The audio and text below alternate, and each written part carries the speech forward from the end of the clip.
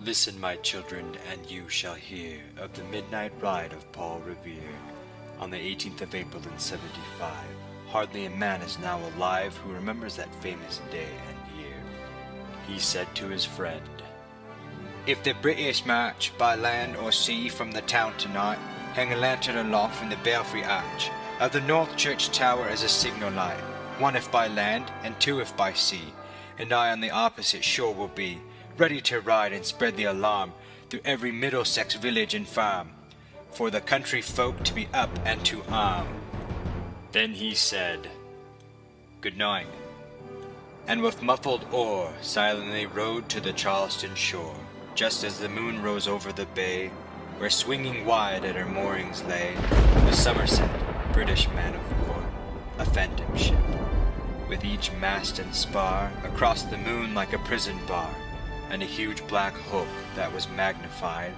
by its own reflection in the tide. Meanwhile his friend through alley and street wanders and watches with eager ears, till in the silence around him he hears the muster of men at the barrack door, the sound of arms and the tramp of feet, and the measured tread of the grenadiers marching down to their boats on the shore. Then he climbed the tower of the old North Church, by the wooden stairs, with stealthy tread, to the belfry chamber overhead, and startled the pigeons from their perch on the sombre rafters that round him made masses and moving shapes of shade, by the trembling ladder steep and tall, to the highest window in the wall, where he paused to listen and look down a moment on the roofs of the town, and the moonlight flowing over all. Beneath in the churchyard lay the dead, in their night encampment on the hill, wrapped in silence so deep and still, that he could hear, like a sentinel's tread, the watchful night wind as it went, creeping along from tent to tent, and seeming to whisper, "All is well." A moment only he feels the spell of the place and the hour, and the secret dread of the lonely belfry and the dead. For suddenly all his thoughts are bent on a shadowy something far away, for the river widens to meet the bay, a line of black that bends and floats on the rising tide like a bridge of boats. Meanwhile, impatient to mount and ride, booted and spurred with a heavy stride, on the opposite shore walked Paul Revere. Now he patted his horse side, now he gazed at the landscape far and near, then impetuous stamped the earth, and turned and tightened his saddle's girth, but mostly he watched with eager search the belfry tower of the old North Church,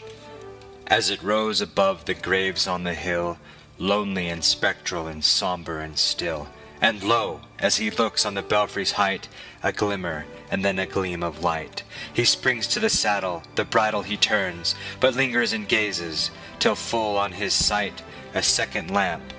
in the belfry burns.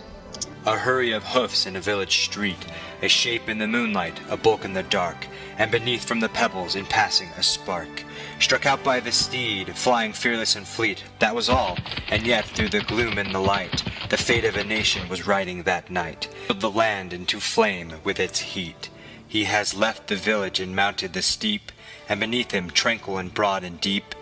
is the mystic meeting the ocean tides, and under the alders that skirt its edge, now soft on the sand, now loud on the ledge, is heard the tramp of his steed as he rides.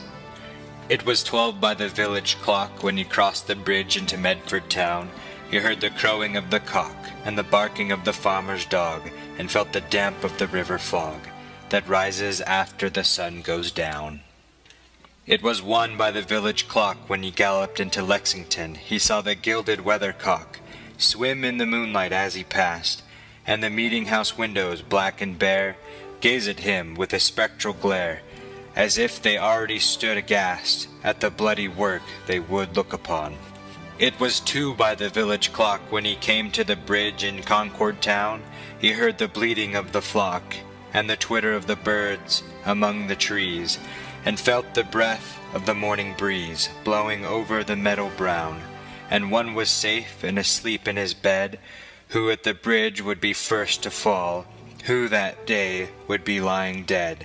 pierced by a British musket ball. You know the rest, in the books you've read, how the British regulars fired and fled, how the farmers gave them ball for ball, from behind each fence and farmyard wall, chasing the redcoats down the lane, then crossing the fields to emerge again, under the trees at the turn of the road, and only pausing to fire and load. So through the night rode Paul Revere, and so through the night went his cry of alarm, to every Middlesex village and farm, a cry of defiance and not of fear, a voice in the darkness, a knock at the door, and a word that shall echo for evermore. For borne on the night wind of the past, through all our history to the last, in the hour of darkness and peril and need, the people will waken and listen to hear the hurrying hoofbeats of that steed, and the midnight message of Paul Revere.